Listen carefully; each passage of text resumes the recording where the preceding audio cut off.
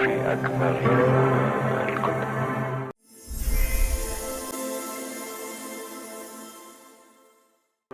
Recently Amit Kumar Diwakar जी ने एक petition file किया दिल्ली हाई कोर्ट में, जहाँ पे उन्होंने चैलेंज किया मनन कुमार मिश्रा, जो कि जिन्होंने अभी ओथ लिया राज्यसभा में, और वो बार काउंसिल ऑफ इंडिया के चेयरमैन भी हैं, और उन्होंने रेजिग्नेशन दिए बिना ओथ लिया राज्यसभा मेंबर का मेंबरशिप का। तो इन्होंने पिटीशन फाइल किया ऑफिस ऑफ प्रॉफिट का, और इसी पे बात करने के लिए हमारे साथ हैं आज अमित कुमार दिवाकर जी, जो कि मेन पिटिशनर हैं इस केस में, और आइए हम इनसे बात करते हैं इस बारे में। तो इसमें ऑफिस ऑफ प्रॉफिट आप पहले डिफाइन करना चाहेंगे या ऑफिस ऑफ प्रॉफिट? देखिए, ऑफिस ऑफ प्रॉफिट अपने संविधान में कहीं डिफाइन नहीं है। ये हमारे ऑफिस ऑफ प्रॉफिट का डिफिनीशन केस लॉ से आया है, और जो संविधान में जिक्र है वो केवल कि किस आधार पे डिस्क्वालीफाई होंगे हमारे मेंबर्स ऑफिस ऑफ प्रॉफिट का। तो ऑफिस ऑफ प्रॉफिट बनाने का जो संविधान के जो निर्माता हैं उनका ये था कि हमारा जो सेपरेशन ऑफ पावर है कि एग्जीक्यूटिव, लेजिस्लेटिव और जुडिशियरी सभी अपने अपने दायित्व का अपने अपने बाउंड्रीज के हिसाब से निर्वहन करें। तो ऑफिस ऑफ प्रॉफिट में ये हुआ कि एक साथ दो तरह की चीज़ों में लोग इन्वॉल्व न रहें। अगर आप एग्जीक्यूटिव हैं तो दो एग्जीक्यूटिव पोस्ट को ना होल्ड करें, अगर आप जुडिशियरी हैं तो दो तरह के जुडिशियल पावर्स को एक साथ होल्ड ना करें, या फिर मतलब इंटरमिंगल ना करें कि आप जुडिशियरी भी होल्ड कर रहे हैं, साथ ही साथ एग्जीक्यूटिव पावर को भी होल्ड कर रहे हैं, साथ ही साथ लेजिस्लेटिव पावर को भी होल्ड कर रहे हैं। तो इस जो कॉन्फ्लिक्ट ऑफ इंटरेस्ट है, इससे बचाने के लिए ऑफिस ऑफ प्रॉफिट लाया गया। और हर देश का अपना ये है, जैसे यूएस में वहाँ पे संविधान में है कि आप किसी फॉरेन कंट्री से कोई बेनिफिट नहीं ले सकते हैं, उसके आधार पर आप पे इम्पीचमेंट लाया जा सकता है। तो हमारी संविधान तो सभी जगह से थोड़ा बहुत कॉपी किया गया और उसी के आधार पे बनाया गया। तो जो हमारे संविधान निर्माता थे, जो हमारी संविधान सभा के अनुसार जो ये चीज़ जब लाया गया, तो ये ड्राफ्ट 82 में आया, तो जो ड्राफ्ट आर्टिकल था वो 82 पे आया। तो उसमें जब ये बात लाई गई तो डिस्कशन हुआ और इसको अडॉप्ट किया गया हूबहू, उसमें कोई चेंज नहीं किया गया। जो हमारी आर्टिकल 102 है, उसमें आर्टिकल 102 में डिस्क्वालिफिकेशन की क्राइटेरिया डाली गई कि एक मेंबर जो है वो ऑफिस ऑफ प्रॉफिट होल्ड नहीं कर सकते हैं, क्योंकि अगर ऑफिस ऑफ प्रॉफिट होल्ड करेंगे तो अपने ही मैटर में अपनी कैसे वोट कर पाएंगे। अगर हमारी कोई संसदीय समिति अगर जांच करने लगे तो क्या हम अपने ही मतलब जांच पे अपने ही जज तो नहीं बन सकते हैं ना। तो जो हमारा नेचुरल जस्टिस का जो सिद्धांत है कि नोवा जुडेक्स इन कॉजा सुअर, कि नो वन कैन बी जज इन हिज ओन केस। तो अब जब हम खुद के अपने केस में हम कैसे अपने मतलब जज बन सकते हैं, तो इन सब चीज़ों के टकराव से बचने के लिए संविधान निर्माता ने इस बात को रखा।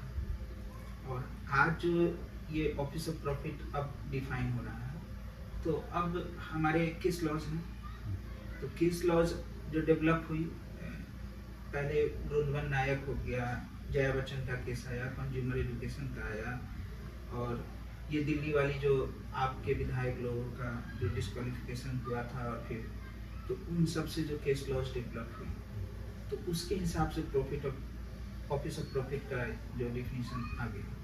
तो ऑफिस ऑफ प्रॉफिट का अभी जो डिफिनीशन है वो उसके 2-3 पहलू हैं। एक पहलू है कि वो ऑफिस होना चाहिए, तो ऑफिस का एक नेचर होना चाहिए कि मतलब आपके पास कोई दायित्व हो या ऑफिस हो, एक चेयर हो जिसको आप होल्ड कर रहे हैं। और दूसरा है उसमें कॉन्सेप्ट कि देयर इज सम प्रॉफिट। तो profit not in terms of monetary benefit और फाइनेंशियल बेनिफिट, लेकिन आप उसको अगर किसी को दे सकते हो, आप किसी को लाभार्थी बना सकते हो, आपके पास अगर ऐसी पावर है, ऐसी सक्षमता है कि आप उसको दूसरे को लाभार्थ कर सकते हो, तो वो भी एक प्रॉफिट के श्रेणी में आएगा। और तीसरा जो कंसेप्ट है वो स्टेट का है। तो either it is being created by state, तो या तो राज्य द्वारा, या तो हमारे राज्य सरकार जो स्टेट है उसके द्वारा, या फिर केंद्र सरकार द्वारा क्रिएटेड हो, या किसी स्टैट्यूटरी बॉडी से द्वारा गवर्न हो, या मतलब उससे पावर आ रही हो, या अगर स्टेट का जब कॉन्फ्लिक्ट होगा तो आर्टिकल 12 के हिसाब से जज होगा, जो आर्टिकल 12 के हिसाब से जो जजमेंट्स हैं या फिर जो केस लॉज हैं उसके हिसाब से उसका डिस्प्यूट होगा। तो ऑफिस ऑफ प्रॉफिट हम आपको ऐसे मतलब ये इतना होता है। तो आपने इसमें बोला कि मॉनेटरी कॉम्पनसेशन नहीं होना चाहिए, या मॉनेटरी कॉम्पनसेशन एक पार्ट है उसका? मॉनेटरी कॉम्पेंसेशन भी एक पार्ट है, लेकिन मैंडेटरीली नहीं है कि केवल मॉनेटरी कॉम्पेंसेशन के आधार पे ही उसको ऑफिस ऑफ प्रॉफिट माना जाएगा। ऑफिस ऑफ प्रॉफिट मानने के लिए आपका ऐसा पावर भी हो सकता है जिसके अंदर आप किसी को मॉनेटरी बेनिफिट दिला सकते हो, या स्वयं के यूज के लिए भी उसका इस्तेमाल कर सकते हो। तो हमारा जो केस है उसमें मॉनेटरी बेनिफिट का कॉन्सेप्ट आ रही है, क्योंकि फाइनेंशियल पावर जो है बार काउंसिल रूल्स के हिसाब से चैप्टर 5 में आती है उसकी, उसमें इस बात का जिक्र है कि चेयरमैन और वाइस चेयरमैन के पास पावर है कि जो बजट है बार काउंसिल, उस बजट से वो कुछ भी कर सकते हैं। बजट में जो अलॉटेड है उतना में वो कुछ भी कर सकते हैं। उसके अलावा जो बजट नहीं है जिस चीज की, आकस्मिक फंड में भी वो 3,000 रुपए पर मंथ का, ये अभी पता नहीं, हो सकता है कि कहीं कोई सर्कुलर निकाल के, क्योंकि वो लोग बदलाव खुद कर सकते हैं इस चीज में। तो अभी क्या है वो तो सब्जेक्ट है कि मतलब वो लोग जब इस चीज को किसी पटल पे लाते हैं या फिर ऑनलाइन अपलोड करते हैं तब होगा कि अभी क्या यूज हो रहा है। लेकिन जब ये कानून बनी थी उस समय 2000 डाली गई थी, और उसके बाद 75 में 2000 थी ये। तो 75 का 2000 और आज की मतलब दोनों में बहुत फर्क है। तो 2000 तो उस समय मतलब ये मिलती थी ऑफिस एक्सपेंस के लिए, और इसको हमारे हिसाब से 97 या 98 में अमेंड करके 3000 किया गया था। और अभी शायद कितना मिलता है वो एग्जैक्ट नहीं पता है, हो सकता है 5000 हो या 10,000 हो। तो ये एक ऑफिस एक्सपेंस के लिए उनको मिलता है, या फिर वैसे चीजों के लिए जो ये किसी भी मद में खर्चा करते हैं, इसका कोई ऑडिट उनको नहीं देना पड़ता है। ये एक आकस्मिक उनके पास पावर है। तो चेयरमैन और vice chairman of the bar council के पास ये power chapter 5 bar council rule से ही प्राप्त है। तो ये अपने आप में उनके पास ये देता है आपको शक्ति कि वो कहीं भी खर्च कर सकते हैं इस पैसे। तो हाँ, इसके पहले हम आगे बढ़े, पहले डिस्कशन कर लेते हैं। Bar council of India government body है, स्टैट्यूटरी बॉडी है, या फिर प्राइवेट ऑर्गेनाइजेशन है? देखिए, बार उसका मेन फंक्शन क्या है? बार काउंसिल ऑफ इंडिया जो बना, तो पहले क्या थी कि हाई कोर्ट, सुप्रीम कोर्ट या डिस्ट्रिक्ट कोर्ट्स होते थे। तो उनके अंदर लीगल प्रैक्टिशनर पहले एक एक्ट था हमारे यहाँ। लीगल प्रैक्टिशनर एक्ट में ये था कि लोग जो कानूनी पेशा को अपनाते थे तो वो उन कोर्ट्स के अंदर रजिस्टर हो जाते थे। मुख्तार हो गए, आपको एडवोकेट्स हो गए, प्लीडर हो गए, तो बैरिस्टर हो गए, जो इंग्लैंड से पढ़ के आते थे वो लोग बैरिस्टर होते थे। तो इस तरह से अटर्नी हो गए। तो सबका एक पोस्ट बना हुआ था, लेकिन कोई उसका कोई स्टैट्यूटरी प्रोविजंस नहीं था। तो जब देश के ये जब अंग्रेज ने इसको कानून बनाया, लीगल प्रैक्टिशनर एक्ट, उसके बाद क्या हुआ कि हाई कोर्ट्स और सुप्रीम कोर्ट जो उस समय कोलकाता की थी, जो सुप्रीम कोर्ट तो केवल फेडरल लॉज को देखती थी, तो उसमें आया कि 1935 एक्ट के बाद कि सब जो जितने भी ये थे वो सब अपने दर्ज करने लगे नाम। तो हर हाई कोर्ट्स में अपने एक पैनल्स बनाया गया, जिसमें सीनियर लोगों का अलग बनाया गया और जूनियर लोगों का अलग पैनल बनाया गया, और उसमें सभी को आपका नाम दर्ज कर लिया जाता था। तो अगर आप किसी हाई कोर्ट से बिफोर प्रैक्टिस कर रहे हैं तो आप दूसरे हाई कोर्ट में भी उसी आधार पे प्रैक्टिस करते थे। उसका रोल्स बनाया जाता था कि आपका कोई क्रमांक दे दिया जाता था और आपका एक रजिस्ट्रेशन हो जाता था कि आपने कहीं से फॉर्मल लीगल डिग्री की है और उसके साथ कुछ प्रैक्टिस का एक्सपीरियंस है। तो आज़ादी के बाद ये मांग उठने लगी, क्योंकि हमारे संविधान में आर्टिकल 21 में दर्ज किया गया कि आपको अपने चॉइस के लीगल प्रैक्टिशनर चुनने का अधिकार है, जो कि हमारा संवैधानिक अधिकार है, फंडामेंटल राइट है।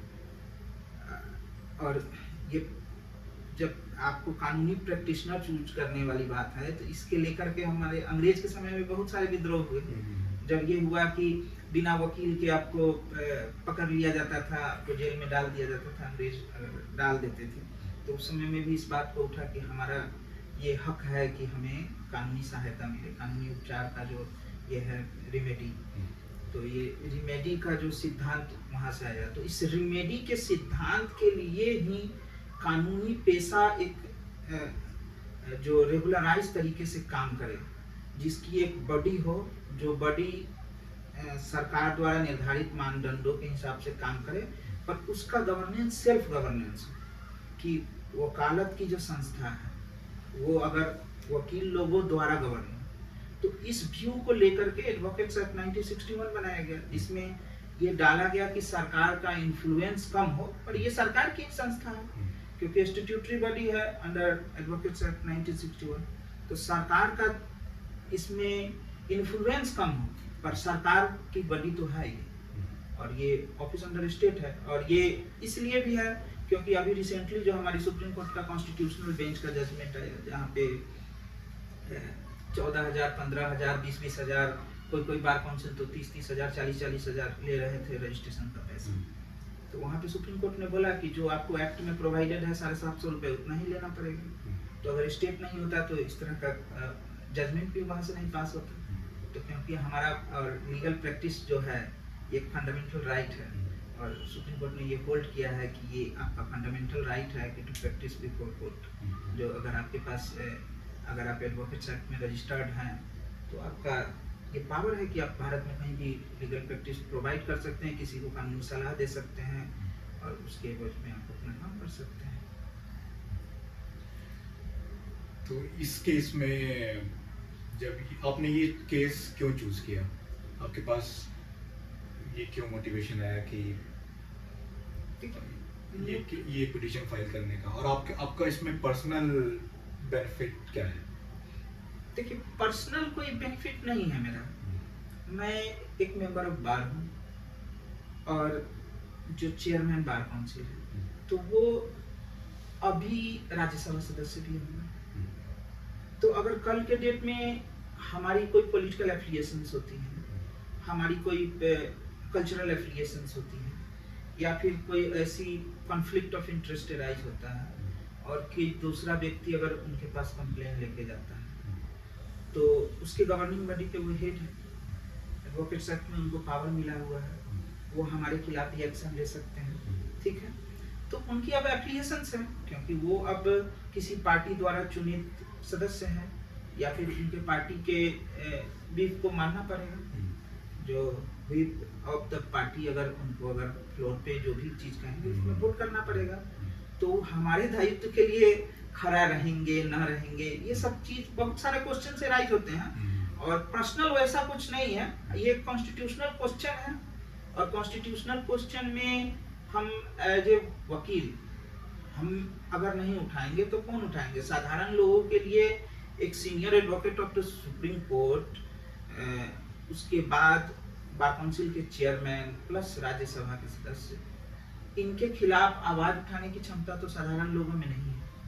अब जो वकील हैं, ये कानून का ही पावर है जो हम लोग अपने इस बात को रख पाते हैं, जो भारत का संविधान हमें देता है। हमारे फंडामेंटल राइट में है राइट टू कॉन्स्टिट्यूशनल रेमेडीज, जो आर्टिकल 32 और 226 में आता है। तो उसी का हमने इस्तेमाल किया, और इस कॉन्स्टिट्यूशनल रेमेडीज के तहत हमने ये क्वेश्चन उठाया। तो उबी जस्ट इबी रेमेडियम का जो सिद्धांत है, when there is a right there is a remedy. तो अगर राइट है हमारा, तो उसका रेमेडी होना चाहिए। उसके लिए हम गए कि हमारा अधिकार बनता है कि जो गैर संवैधानिक काम अगर कुछ भी हो, या फिर हम ये चीज को भाप जाते हैं कि कुछ गैर संवैधानिक हो सकता है। अगर कल के डेट में चेयरमैन साहब को अगर लॉ मिनिस्टर का पोस्ट मिल जाता है, तो उस स्थिति में क्या होगा? एक लॉ मिनिस्टर और बार काउंसिल का अध्यक्ष, कॉन्फ्लिक्ट ऑफ इंटरेस्ट हो जाएगा। और कोई भी ऐसा वोटिंग अगर आता है, तो उसमें वो कहाँ वोट करेंगे? जो सरकार उनको कहेगी वही वोट करेंगे ना। तो उस स्थिति में हमारा क्या होगा और इस संस्था का क्या होगा, इंडिपेंडेंस ऑफ बार का क्या होगा। जो 1990 में यूनाइटेड नेशन ने इंडिपेंडेंस ऑफ बार पे जो रेजोल्यूशन पास किया, जिसमें सारे मेंबर कंट्रीज लगभग उसको अडॉप्ट किए, क्योंकि भारत ने कहा कि हम तो पहले ही एडवोकेट्स एक्ट 1961 पास कर चुके हैं, तो हमें कुछ इसमें विशेष करने की आवश्यकता नहीं है। पर कुछ पावर्स उसके बाद भी अमेंड हुए हैं तो फिर ऐड किए गए हैं। जैसे अभी टॉर्च के लिए पावर दे दिया गया कि आप कोर्ट में कोई जो नॉन प्रैक्टिशनर ऐसे ही काम नहीं कर सकते हैं, उनके लिए मतलब बार काउंसिल को पावर दिया गया कि आप उनके खिलाफ एक्शंस ले सकते हैं। बार काउंसिल को आईपीसी के अंदर कोर्ट की पावर थी, बार काउंसिल को सीपीसी के अंदर कोर्ट की पावर थी for disciplinary and other action, तो उनके पास ये पावर दी गई। तो अगर इन पावर्स को छीन लिया जाता है, एक आप सिनेरियो देखिए, तो क्या उस समय में उनके पास ये रहेगा।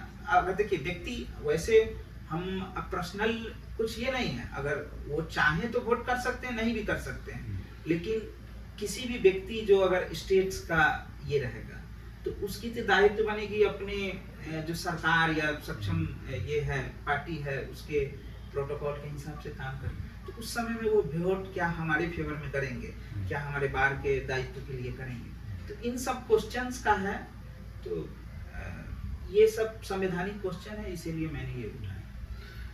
अच्छा, इस केस में ऑफिस ऑफ प्रॉफिट आप देख रहे हैं कि इसमें कॉन्फ्लिक्ट ऑफ इंटरेस्ट हो रहा है।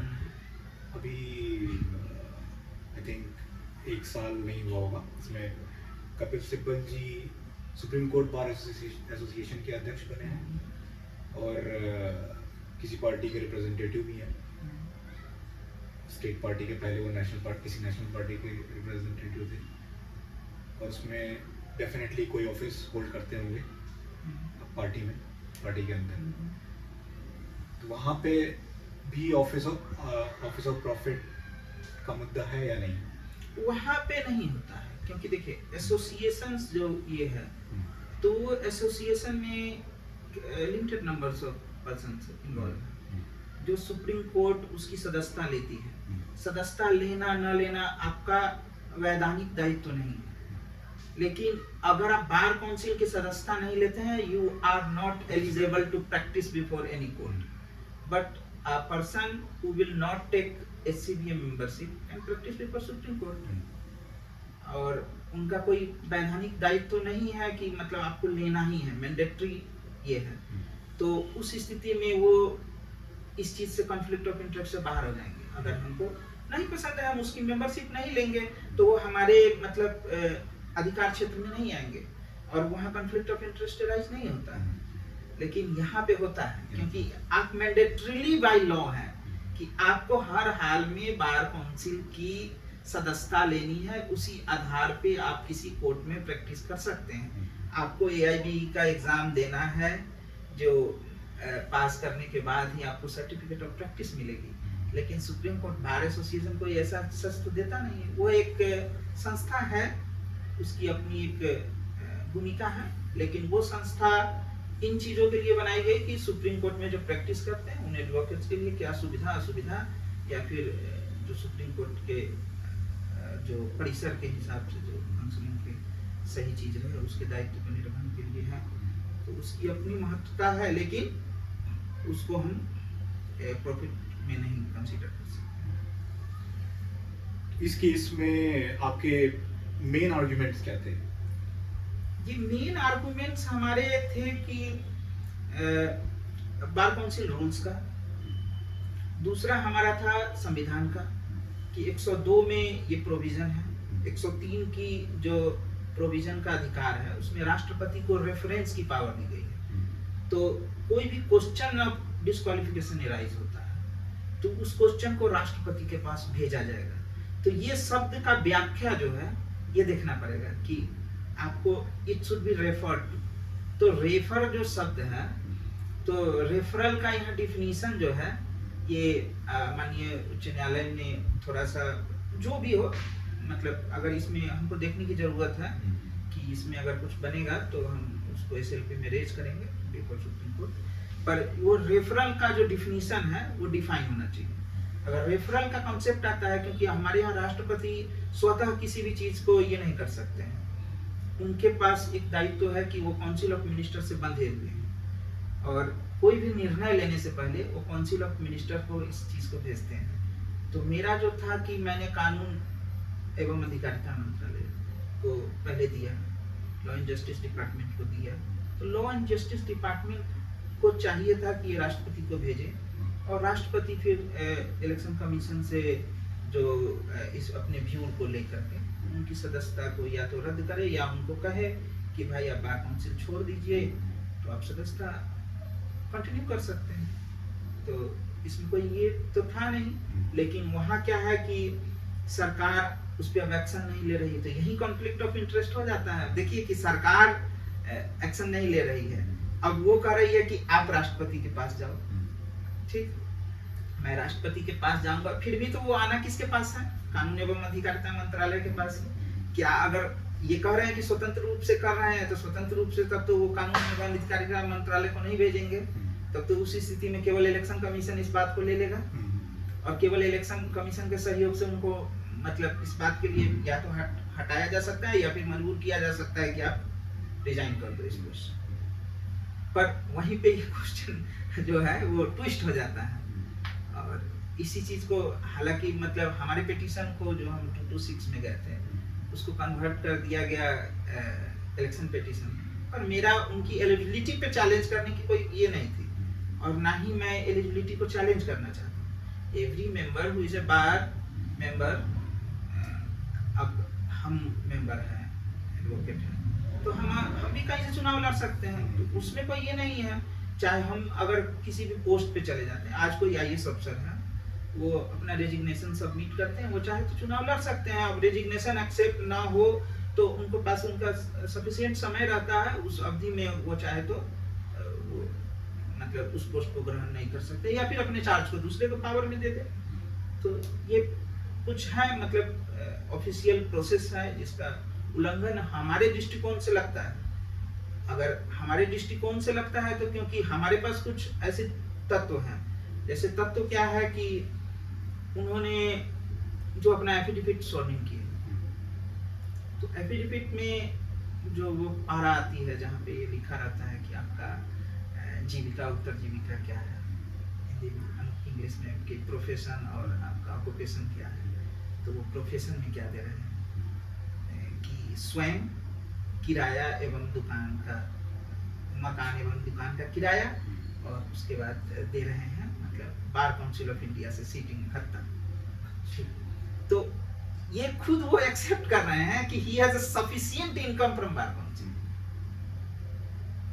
तो यहाँ पे राइज होता है और इस वजह से हम मतलब ये आए, क्योंकि रैंडमली तो मतलब ऐसे तो नहीं है कि मान लीजिए कि आप इतने बड़े हस्ती को आप कोर्ट के सिस्टम में ला रहे हो, आप कोई क्वेश्चन संवैधानिक क्वेश्चन राइज कर रहे हो, तो इतनी समझ होनी चाहिए किसी भी व्यक्ति को कि आप कोई ऐसा कदम ना मतलब उठा लो कि आपको फिर पीछे हटना पड़े। तो हमने सोच समझ के अगर उठाया तो पहले देखा कि भाई क्या ये यहाँ पे कुछ गलत हो रही है या नहीं हो रही है। तो अगर आप खुद एक्सेप्ट कर रहे हो कि हमारी profession rental income plus bar council की सीटिंग अलाउंसेस है, तो sitting allowances are sufficient enough. हालांकि उनकी तो करोड़ों की इनकम है जो उसमें दिखाई गई है, अब कितना है इसमें प्रोपोर्शन सो हमको तो पता नहीं है, क्योंकि exact I am not accessible to that और I am not interested in accessing that also, कि वो हमारा कोई जुरिडिक्शन का सब्जेक्ट नहीं है और ना ही मैं चाहता हूँ कि उस चीज़ का ये हो कि कितना वो बाहर से कमाते हैं, कितना इससे कमाते हैं, वो नहीं। अगर वो कमा रहे हैं तो इसी स्थिति में उनका कॉन्फ्लिक्ट ऑफ इंटरेस्ट आ रहा है, तो कॉन्फ्लिक्ट ऑफ इंटरेस्ट को त्याग दें, हमारा कुछ मतलब ये नहीं है। तो एक संवैधानिक प्रक्रिया है जिसका पालन होना चाहिए। और ऑपोजिट पार्टी ने क्या आर्गुमेंट्स दिए?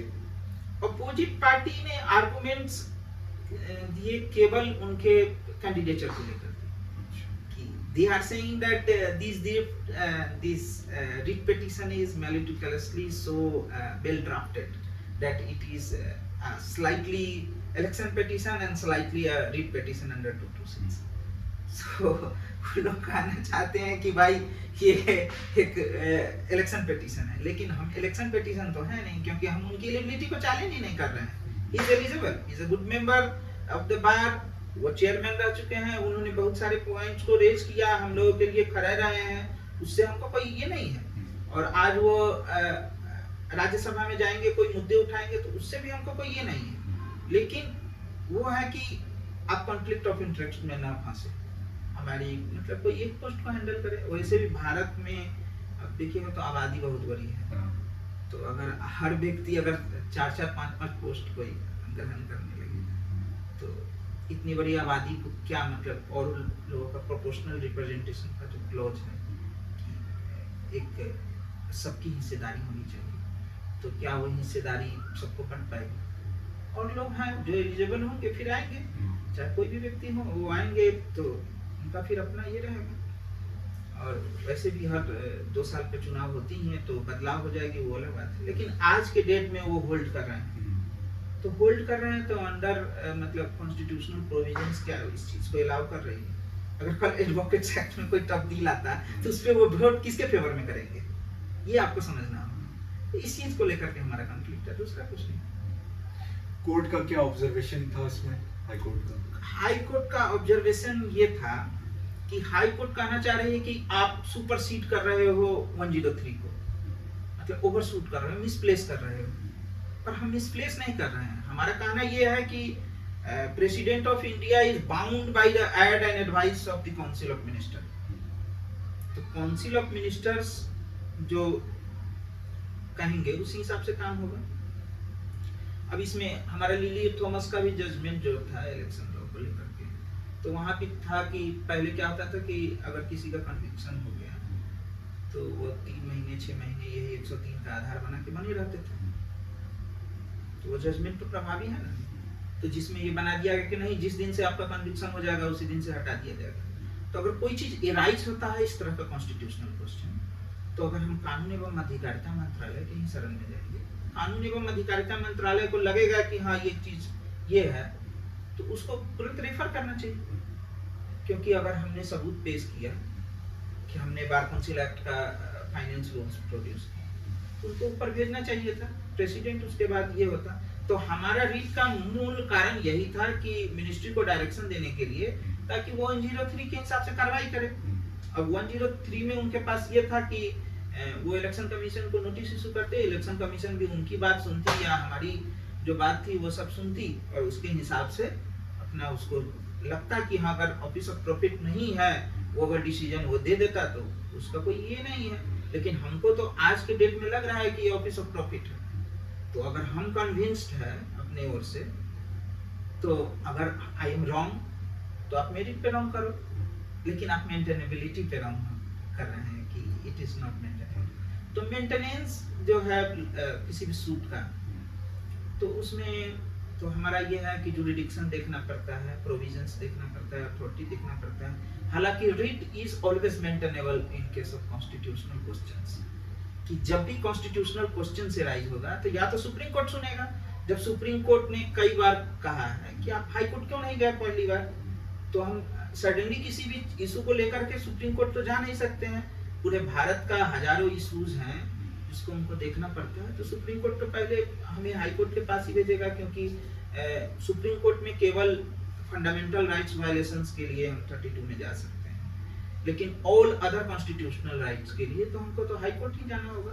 तो 226 तो मैं उस जुरिडिक्शन को इस्तेमाल जो किया तो उस लिए गया। अब माननीय उच्च न्यायालय को ये लगा कि इन्होंने जुरिडिक्शन का सही इस्तेमाल नहीं किया, तो उस आधार पे उन्होंने खारिज किया है। तो हमारे पास अब ये बनता है कि हम उस पर उचित कानूनी फिर से कार्रवाई करते हुए SLP में जाएं, प्रेसिडेंट के पास अपील करें। ये 103 में उनका जो कहना है उस हिसाब से 103 में अपील करें, और 103 के अपील के हिसाब से काम होगा। तो आगे आप किस डायरेक्शन में ले जा रहे हैं, देख रहे हैं इस केस को? आगे ये देख पा रहे हैं कि SLP इसमें बनता है, और बाकी तो माननीय सर्वोच्च न्यायालय जो इसमें करे। लेकिन सर्वोच्च न्यायालय जाने के प्रत्यक्ष में हम देख पा रहे हैं कि इस केस में कुछ ऐसे मुद्दे हैं जिनको डिफाइन करना जरूरी है, क्योंकि अगर 103 की ये पावर डिफाइन ना हो तो कल को डेट में बार की जो स्वतंत्रता है वो खुद खतरे में आ जाएगी। तो 103 की पावर भी डिफाइन करनी है, साथ ही साथ बार काउंसिल और साइमल्टेनियसली होल्डिंग पावर्स जो है, क्योंकि बार काउंसिल कोई ऐसा चीज नहीं है, मतलब कहने का मतलब कि सुनने में तो दूसरे लोगों के लिए लगेगा कि क्या है, लेकिन बार काउंसिल की पावर बहुत बड़ी है, क्योंकि जो जजेस होते हैं वो बार काउंसिल बार के मेंबर हैं, ठीक है।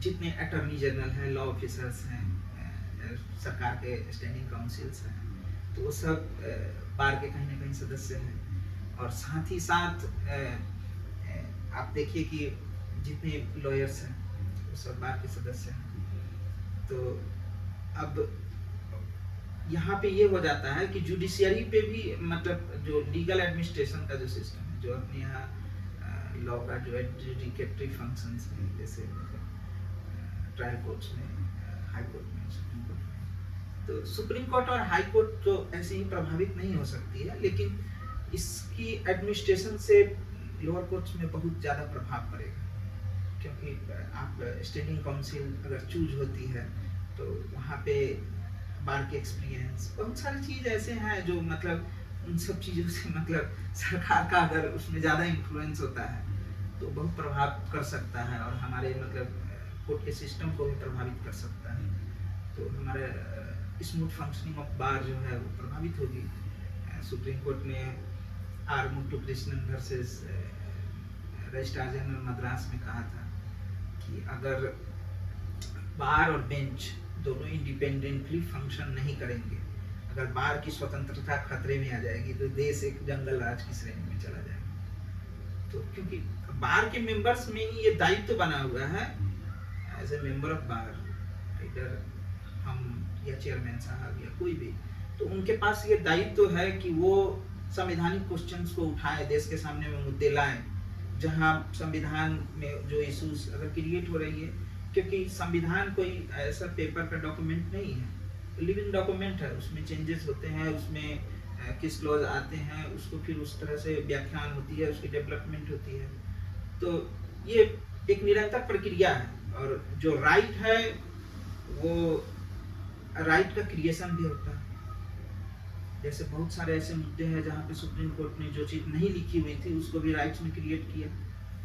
जैसे हमारे जो भी सेक्सुअल हरासमेंट के लॉज हैं, जो भी हमारे ये डाउन ट्रोडन और इन लोगों का जो लॉज था, बहुत सारे वो वर्कर्स के लॉज थे, उस सब चीज़ों में सुप्रीम कोर्ट ने बहुत सारे ऐसे जजमेंट्स दिए, जैसे मैनुअल स्कैवेंजर्स के केसेस में चले, तो उन सब चीज़ों पर जो कानून बना, विशाखा का गाइडलाइन है, तो इन सब चीज़ों में सुप्रीम कोर्ट ने अपना एक कोर्ट के द्वारा निर्धारित कानून का मतलब राइट्स का क्रिएशन किया।